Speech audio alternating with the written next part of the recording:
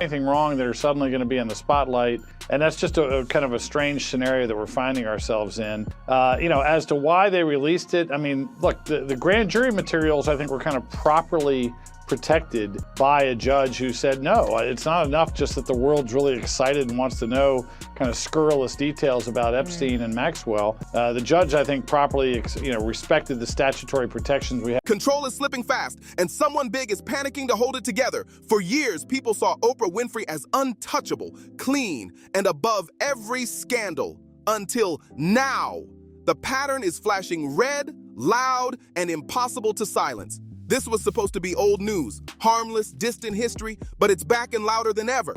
What just dropped isn't a rumor. It's a full-blown chain reaction. The noise started with that documentary Fallout that refuses to die down, and now the silence around it feels way too intentional to be innocent. Sean Combs is locked in tight, firing off legal threats, while that Netflix series stays live for the world to see, and 50 Cent jumps in, reacting like he already knows how this story ends. Court documents are suddenly shifting release dates to May 2028. Footage said to be stolen keeps surfacing, and wild claims about careers being destroyed are crawling back into the spotlight. Oprah's name isn't written on the charges, but it keeps circling close to the chaos, too close for comfort. The math here doesn't add up, and when someone's power survives blast after blast, it starts to look less like luck and more like a blueprint. The next move could shatter reputations that were supposed to be unbreakable. The pressure around Sean Combs is getting tighter by the day, and nothing about his case wants to stay quiet. Every move he makes drags more names into the spotlight, and the walls keep closing in. Right now, he's sitting in a low-security facility out in New Jersey, serving a 30-month sentence after dodging the most explosive charges, but still buried under stacks of civil complaints stretching across several states as of December 2nd. Then, boom, a 4-part Netflix series drops anyway, loaded with behind-the-scenes clips his team swears were stolen. Within hours, a cease and desist letter starts circulating, accusing Netflix of corporate payback and warning that lawsuits are on the table.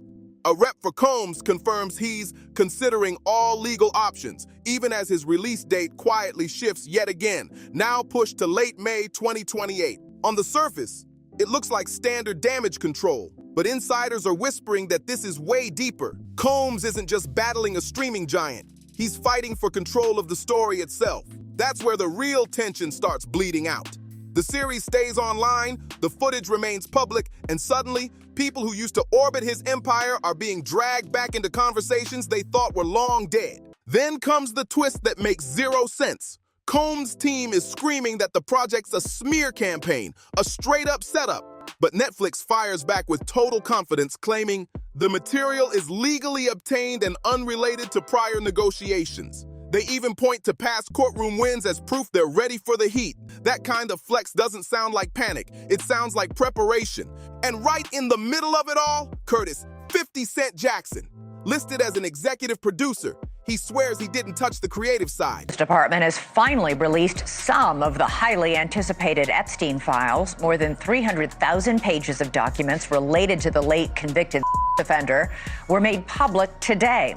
They include photos, flight logs, grand jury testimony, and a lot of heavy. But just his name changes the entire tone of the war. When news breaks that Combs' sons are planning their own docu-series for a rival network in 2026, 50 jumps online with a cryptic post that feels less like curiosity and more like a warning shot. People close to the scene are saying this isn't about entertainment anymore. It's about control, about who gets to speak last. When Combs' legal team files an appeal blasting the trial judge and painting him as a misunderstood philanthropist, insiders notice the tone right away. It sounds like someone trying to win sympathy instead of respect. But that sympathy, it's not catching on. Silence is. As Combs' defense grows tougher, another pattern starts flashing in the background. One that isn't really about him, but about who manages to survive the fallout. Every single time his name trends online, Oprah Winfrey's name trails right behind, not because of direct charges, but because of proximity and memory. Industry veterans are whispering that this isn't coincidence. It's recognition resurfacing. People are remembering who stood beside who co-signed what, who got invited on stage, and who somehow never paid a price when the alliances started to crumble. In the middle of the documentary chaos, old clips and interviews are flooding back. Voices from artists claiming that one closed door from Oprah changed everything for them. Among them, 50 Cent's old words start making noise again. His comments about being denied a seat on her show because of his music are spreading fast. But this time, the narrative hits different.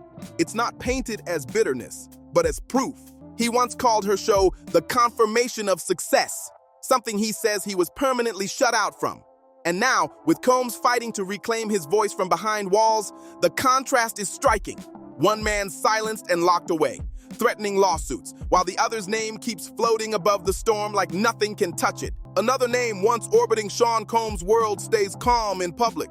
But that calm is exactly what's got insiders buzzing. Oprah Winfrey remains perfectly composed, never saying a word about Combs, and she doesn't have to.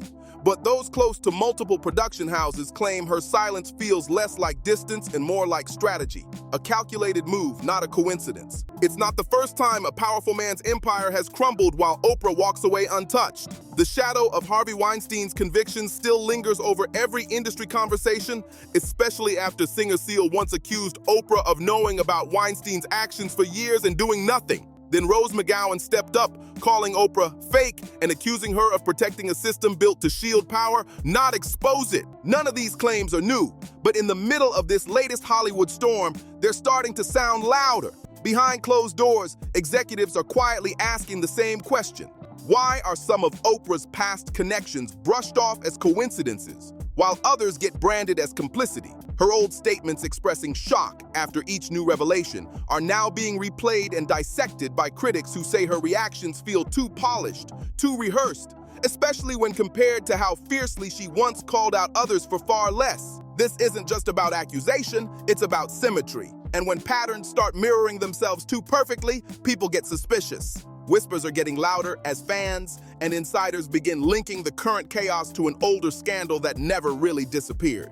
Back in 2007, Oprah opened a prestigious academy in South Africa, built to uplift young students and change lives. But less than a year later, a dorm matron was charged with multiple counts of inappropriate behavior involving minors. Oprah immediately flew in, made a heartfelt public apology, fired school leadership, and promised full reform.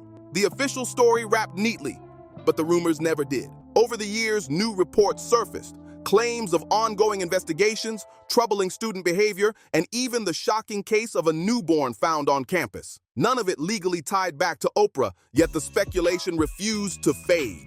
Conspiracy theories exploded online, fueled by one haunting question. How does turmoil keep erupting around her projects without leaving a scratch on her reputation? Industry insiders say that school became a reference point whenever cover-ups are whispered about. Not because of proven guilt. So why do you think Epstein became almost like the central figure for all of this corrupt global elite? Well, he's just a microcosm of it, really. But I think is it his own he perversion? became too exposed, I think, especially after his first arrest. And as he described it, he became radioactive, but he had, before been able to move. But because of how cleanly and quickly the story vanished afterward. And then comes John of God, the Brazilian spiritual healer Oprah once praised on her show, calling his work inspiring. Years later, he's convicted of horrific crimes against hundreds of women seeking healing, and Oprah releases a statement expressing deep sympathy and hope for justice. But critics couldn't ignore the pattern. Praise first, condemnation later. When you line up all these moments side by side, her silence starts to look less like grace and more like a blueprint. And now that history is colliding with the present, people can't stop asking if this is coincidence or something carefully controlled. Add to that the fresh wave of public obsession with Jeffrey Epstein after those heavily redacted files dropped in December 2025, and suddenly the whole atmosphere turns explosive. The documents reveal elite social circles, blanked out pages, and names buried under legal reasons. Oprah's name isn't listed in the files, but that doesn't stop her from becoming a constant topic in the same online spaces where people are asking tough questions about untouchable elites and who gets protected. Soon, the internet starts connecting dots that don't even exist on paper. But repetition gives those theories power. What once sounded like random old grievances begins to stack up into something that feels a lot heavier. Then comedian Cat Williams jumps in, taking it to another level. He goes on record accusing Oprah, alongside other powerful figures, of being a Hollywood gatekeeper, someone who decides who makes it big and who quietly disappears. He says it's not personal, it's structural. a system built to reward silence and punish rebellion. His claims explode online, spreading fast as fans rewatch old interviews and dig up past moments that now look totally different through this new lens. Industry insiders are whispering that casting rooms and executive boardrooms are quietly rethinking old moves, wondering how many careers might have hit a wall after private clashes with Oprah's inner circle. Some point to the lack of lawsuits against her as proof of innocence, while others say it only proves how powerful she really is. Nobody's putting their name on record, but the shift in tone is impossible to miss. At this point, the Sean Combs documentary doesn't even feel like the center of the chaos anymore. It feels like the spark that reignited everything. His appeals, his legal threats toward Netflix, his claims of being a victim of overreach, all echo the same playbook used by other fallen power players before him. But this time, something's different.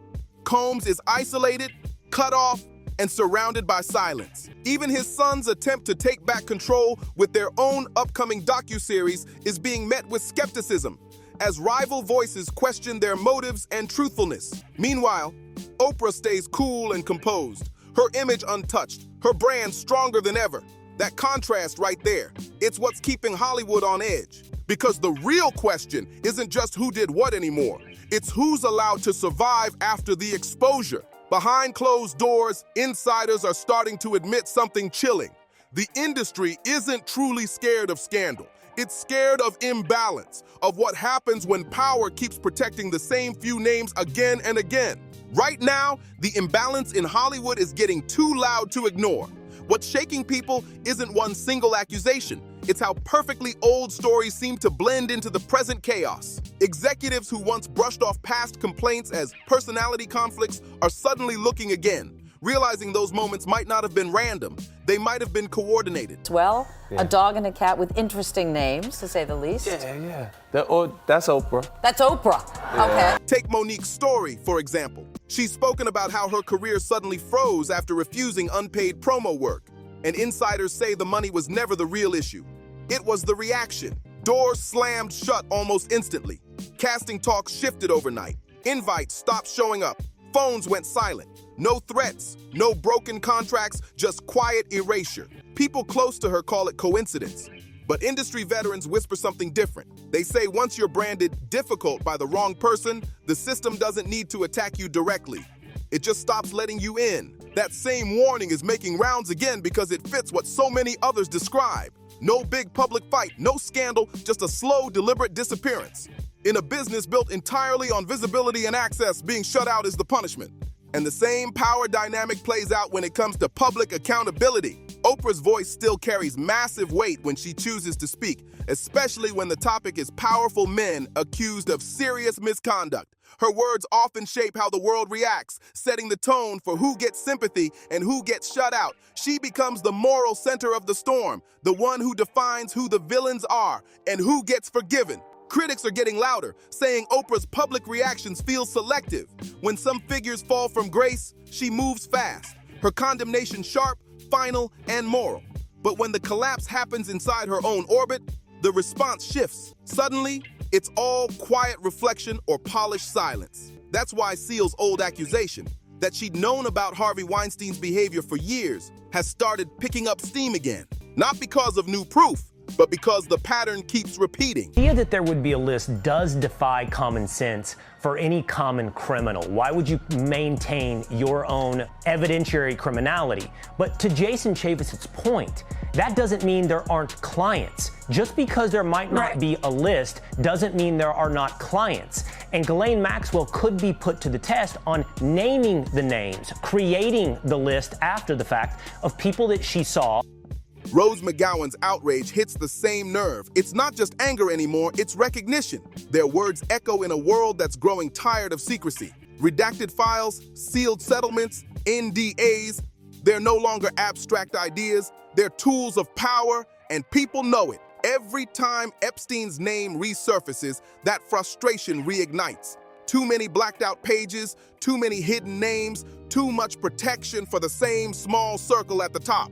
The newly unsealed photos show elites mingling freely, smiling for cameras, while entire paragraphs of truth disappear under thick black ink. Officials call it legal protocol, but the public reaction is disbelief. and suspicion. Oprah's name pops up again and again in those same online circles, not as an accused figure, but as a symbol of selective exposure, the person who always seems nearby when accountability goes missing. Industry insiders admit this is how conspiracy networks are born, not from hard evidence, but from imbalance. When the same high-powered names keep showing up next to scandal after scandal without facing any fallout, imagination starts filling in the blanks that transparency refuses to show. Behind the scenes, Hollywood executives are quietly asking the question out loud now. Is Oprah's brand truly bulletproof, or is it just buying time? Some think her biggest skill isn't dodging controversy. It's framing it early, twisting potential backlash into personal growth or empowerment before it ever lands. Critics are starting to notice a strange pattern. Every time someone dares to speak up, the backlash doesn't unite the voices. It splits them apart. Accusers get labeled as bitter or unstable. Their credibility chipped away until the story loses steam. But in this new climate, Cat Williams' recent comments hit way harder because he's not talking about one moment, he's talking about structure.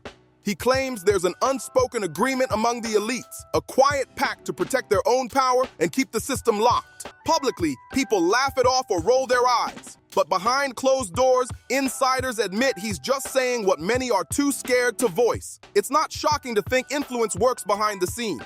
What's unsettling is the idea that it's untouchable. That's what's making Hollywood uneasy. This growing sense that power plays out quietly, with no one willing to challenge it out loud. And what deepens that tension even more is how fast some scandals seem to disappear, especially those connected to Oprah's projects. The public responses always sound polished. Immediate apologies, heartfelt empathy, and firm action statements that wrap everything up in record time. Then, silence. The storm fades, and the spotlight moves on. The controversy around her South African school is now seen as the blueprint for this kind of crisis control. Swift leadership changes, emotional statements, then total closure, even while rumors keep floating in the background. Insiders quietly call it the template. Acknowledge, empathize, pivot, and move on. The formula works, and that's exactly why it's so effective. It delivers just enough public accountability to calm the crowd while quietly blocking any deeper investigation. The real story isn't what gets addressed, it's what quietly disappears. Only those watching closely catch the pattern, noticing how certain topics simply never return once the headlines fade.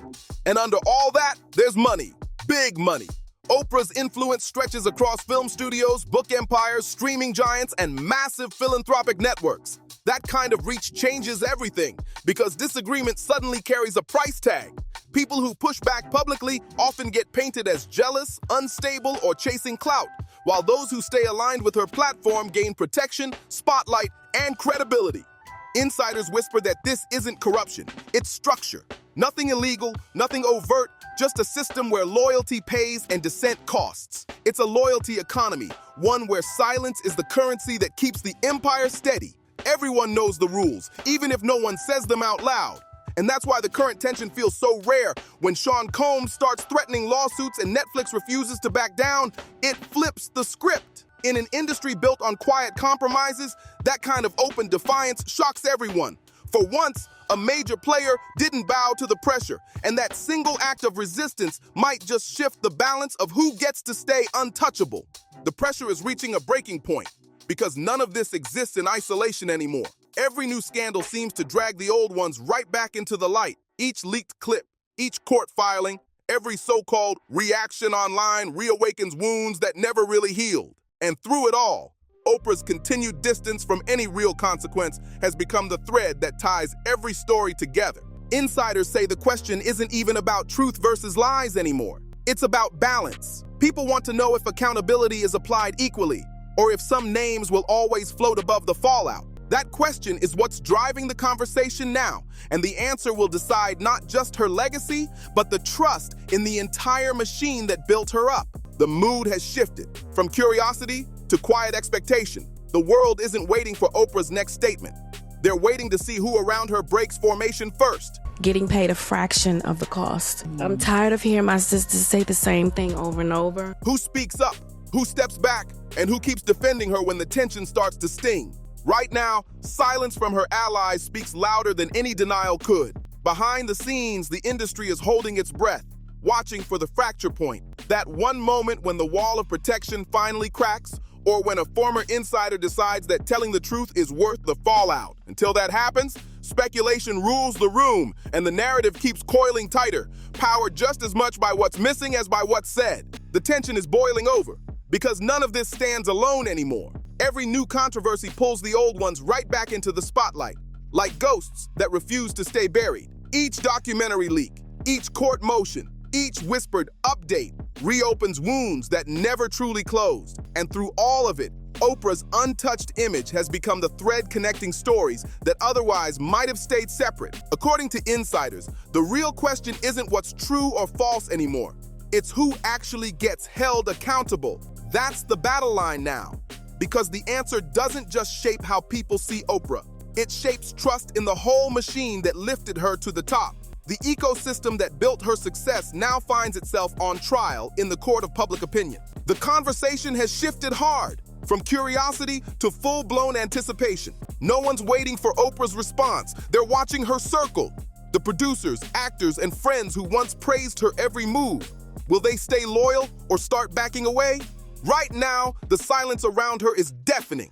Every ally who stays quiet adds more fuel to the speculation. Hollywood's waiting for the crack, the exact moment when protection collapses or when someone finally decides the truth is worth the risk. Until that happens, rumor and doubt keep filling the space, making the story tighten like a noose, fed not by proof, but by the power of what's left unsaid. What almost never shows up in official reports is the atmosphere, the chilling air surrounding those who say they were hurt while navigating these powerful circles. People close to advocacy groups describe a world where fear does the heavy lifting, more powerful than any signed NDA or legal warning.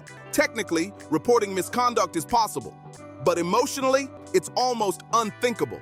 Victims say the second they even consider speaking up, their lives start to crack apart. Jobs vanish overnight, families get pressured, and private details leak in ways that feel way too coordinated to be random. The fear isn't some vague idea. It's personal, real, and constant. There are stories of people who tried to tell the truth, only to end up isolated, watched, or quietly told to let it go. No one needs to make direct threats anymore because the system itself does the talking. It sends the message loud and clear: keep quiet or lose everything. Careers dry up, housing gets shaky, support networks disappear, and the accused keep moving through red carpets and boardrooms untouched. What makes it even more horrifying is how invisible it all is, because it's designed that way. The people at the top never show up at the point of impact.